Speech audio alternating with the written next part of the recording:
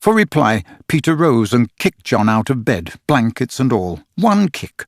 This seemed to Wendy rather forward for a first meeting, and she told him with spirit that he was not captain in her house.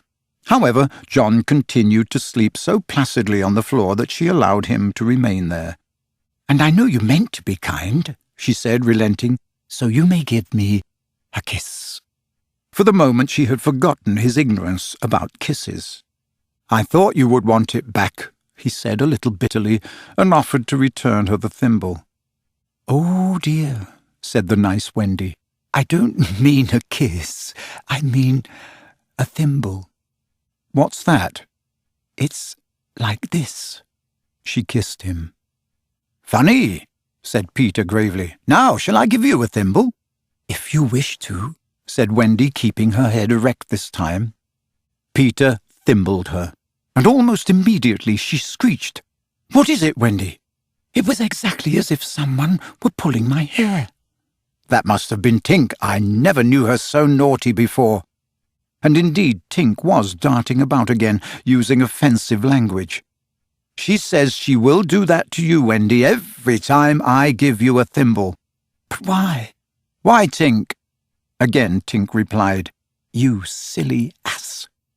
Peter could not understand why, but Wendy understood, and she was just slightly disappointed when he admitted that he came to the nursery window not to see her, but to listen to stories. "You see, I don't know any stories. None of the lost boys know any stories." "How perfectly awful," Wendy said. "Do you know," Peter asked, "why swallows build in the eaves of houses? It is to listen to the stories. Oh, Wendy, your mother was telling you such a lovely story." "Which story was it?" "About the prince who couldn't find the lady who wore the glass slipper." "Peter," said Wendy excitedly, "that was Cinderella, and he found her, and they lived happy ever after."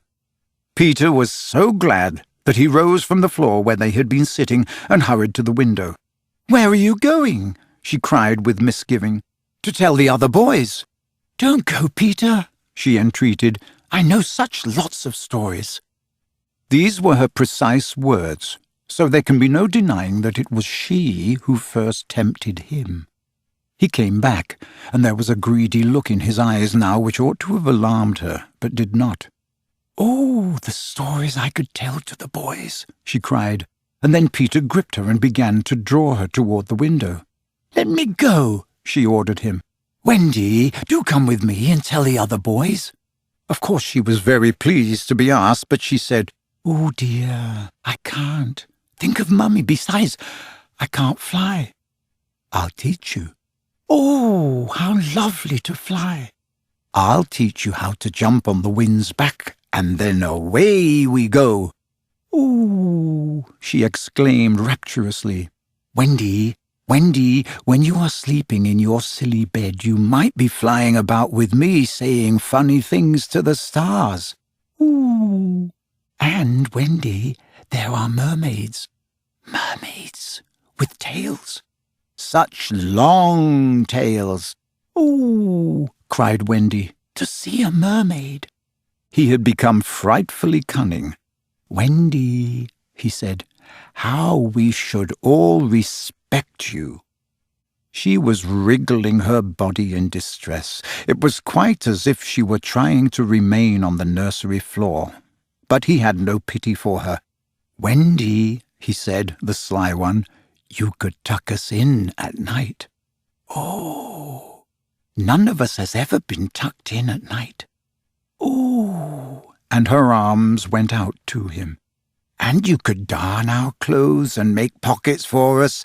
None of us has any pockets." How could she resist? "Of course it's awfully fascinating," she cried. "Peter, would you teach John and Michael to fly too?"